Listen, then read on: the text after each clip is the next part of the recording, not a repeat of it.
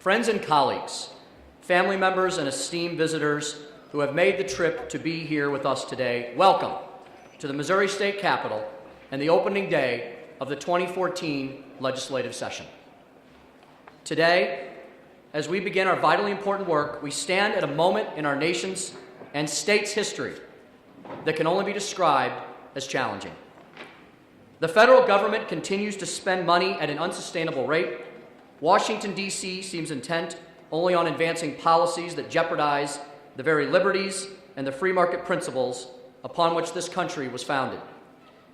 While these are challenging times, we must recall and remember that our nation has encountered historic divisions and conflicts, but has always risen to the occasion and always emerged stronger and more resolute from every battle and every hardship.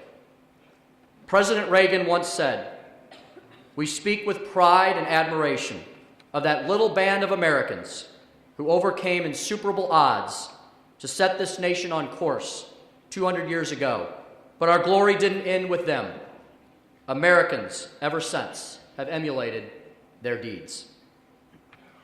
As I have traveled the great state of Missouri over these past many years, I've been impressed time and again by the undaunted spirit of the people of this great state. Even in the face of challenging times, they continue to persevere and overcome. Today, Missourians continue to look to us for new leadership, new ideas, and a new direction. The citizens of our nation and state have firmly declared that failed big government solutions full of bureaucracy, spending, and waste are not the answer. The promise of a return to freedom, of life, liberty, and the pursuit of happiness is what people want. Government must stop taking, must stop erecting barriers, must cease its endless confiscation and redistribution of the hard-earned fruits of our citizens' labors. With the end of 2013, we saw people everywhere declare, more government is not the answer. It is the problem.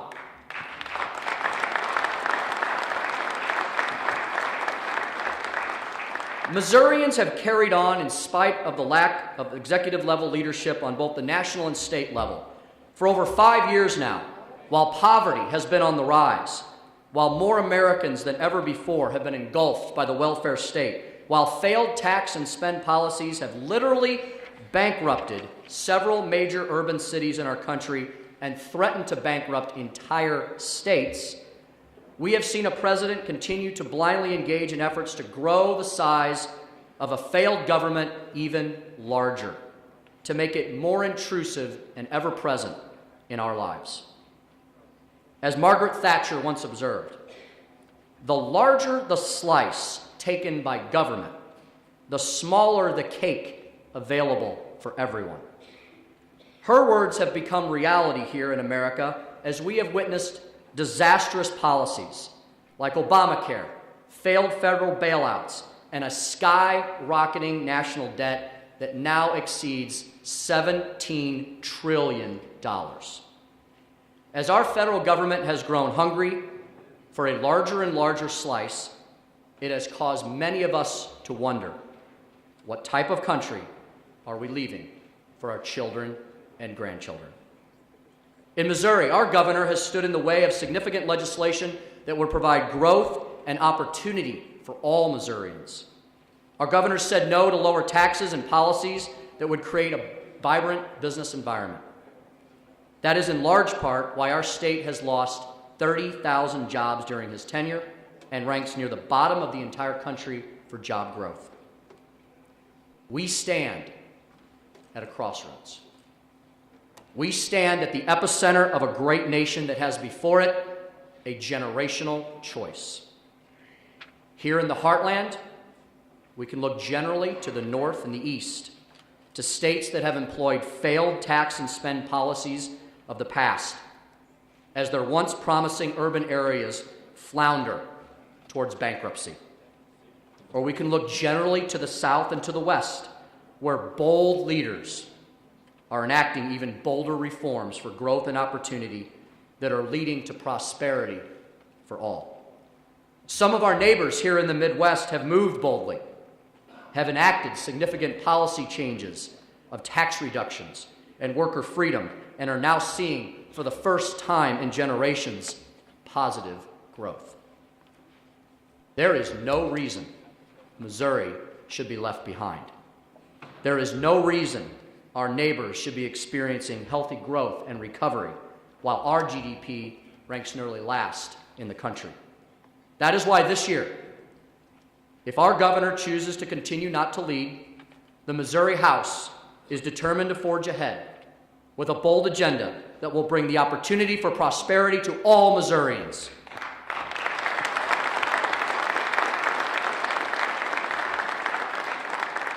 Our agenda this year will focus on 4 major policy areas: growth and opportunity for all, guaranteeing access to a great education, generating affordable and abundant energy, and guarding and protecting Missouri values. Providing growth and opportunity for all Missourians means we will continue to consider any policy that gives our citizens, our workers, our employers the opportunity for new jobs. This means creating a business-friendly and job-creating environment with a lower tax burden, reduced regulatory burdens, and ending costly, frivolous litigation. First and foremost, Missourians want us to pass the first significant tax reform in our state we have seen in nearly 100 years and make it the law.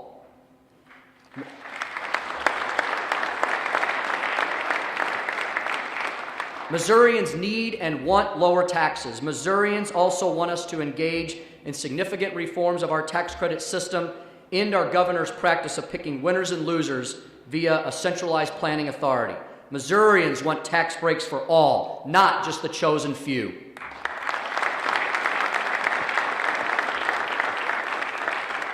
Missourians also want us to take on the true healthcare crisis in our state, much-needed malpractice reform.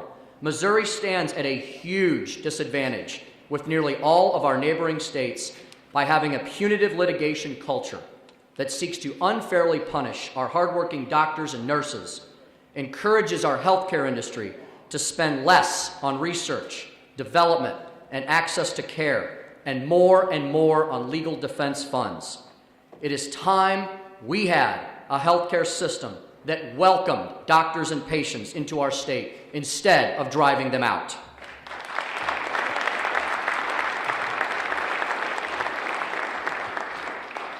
In the 21st century, one of the best policies we can promote is giving the people the right to pursue their dreams and their own economic freedom, to be masters of their own destiny. In this day and age, every worker should have this right. As 24 states have now empowered their workers over entrenched union bosses and given their workers the ultimate freedom to make their own choices, we owe it to all Missouri workers to give them the same freedom. For true growth and opportunity, Missouri should become the 25th state for true worker freedom and choice.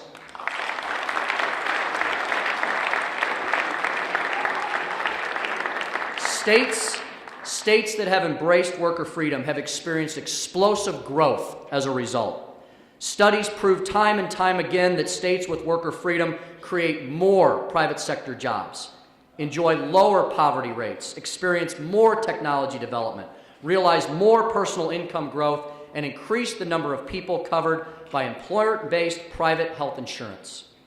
Across our country, jobs are created where the environment facilitates and encourages job growth. Companies, large and small, are relocating to states with lower tax burdens, less regulation, and where worker freedom and choice reigns. The states that are creating the most jobs are low tax, low regulation, right-to-work states with equitable and fair legal systems. As I have traveled our great state, I have heard the yearning for these policies echo in the words of many, many Missourians. Family farmers in Northeast Missouri, entrepreneurs in St. Louis and Kansas City, manufacturers in southeast and southwest Missouri, builders in mid-Missouri, healthcare providers in northwest and south central Missouri, hard-working Missourians all across our state have spoken in unison. Reduce the barriers that government throws before us. Provide us relief from excessive taxation. Rein in wasteful spending and job-destroying bureaucracy. Level the playing field so all may compete fairly. Missourians know what will create job growth and prosperity, and we owe it to them to act.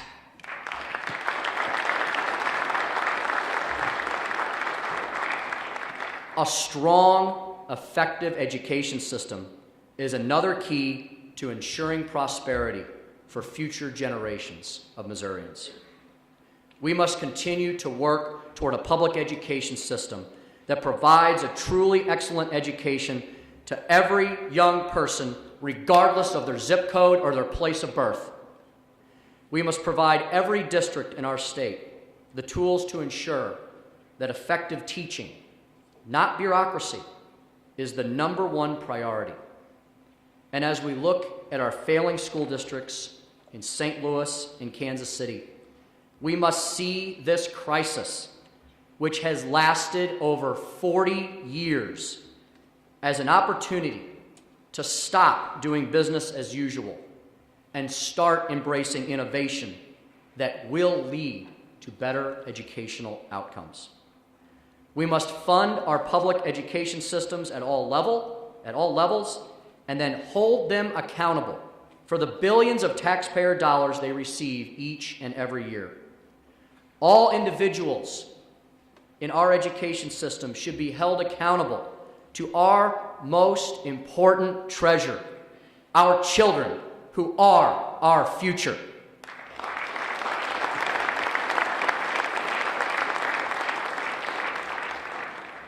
To those who call the current open enrollment law a crisis, many of us say, we are glad you noticed there's a crisis in public education, one that has been going on for decades. Guaranteeing a great education for all children, no matter where they reside, is and always has been one of our highest priorities. Removing the opportunity and choice for a great education that some children have now for the first time in generations is the height of cynicism and should not even be considered.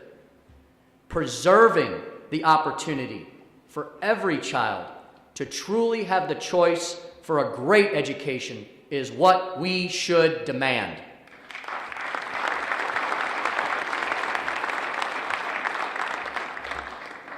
We must also work to ensure Missouri embraces responsible energy policies that will encourage affordable energy prices and technological development. We must ensure our regulatory framework is not impeding Missourians from using existing energy sources or pursuing new developments using sources like coal and natural gas. Only by using an all-of-the-above energy framework can we hope to achieve energy independence. We must acknowledge that Missouri is a state that has more than 80% of its energy generated by coal, which means we must continue to do all we can to safeguard our natural resources. Our manufacturers, our farmers, our business owners, and every family continue to rely on Missouri's abundant, affordable energy. We owe it to our future growth and prosperity to make sure we meet the ever-escalating energy demands of tomorrow.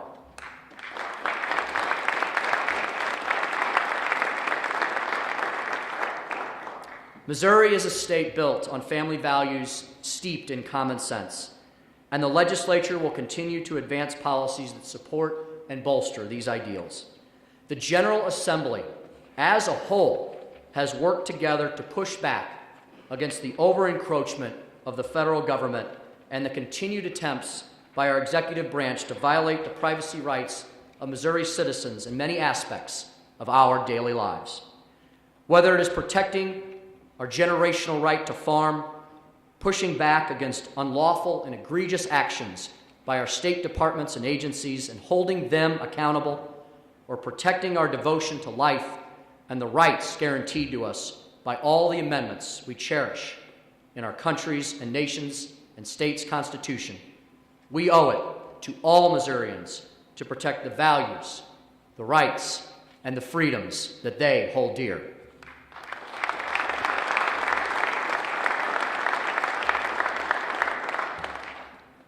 These initiatives we have discussed today have been placed into effect with tremendous results in many other states in our nation.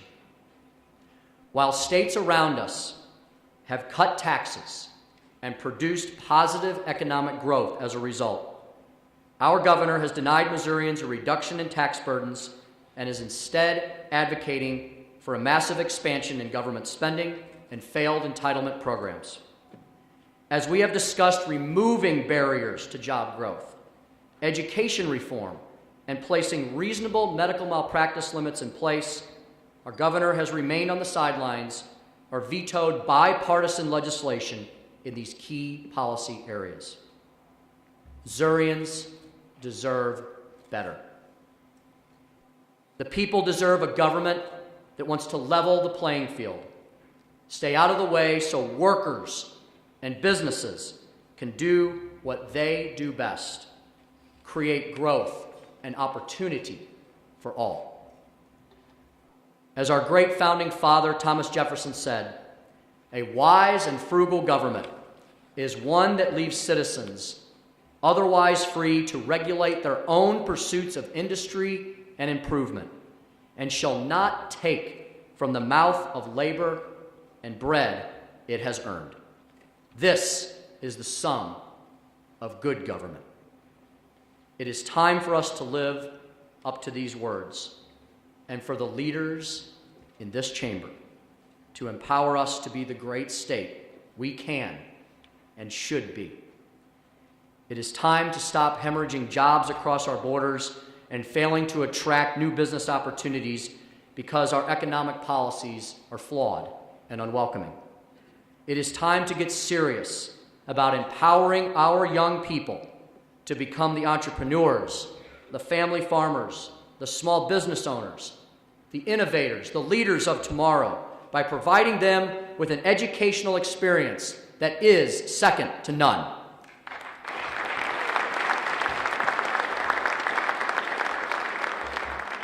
We must empower Missourians to succeed and to grow, and we must do it now. May God continue to inspire us and to bless us all across this great nation and here in the great state of Missouri. Thank you.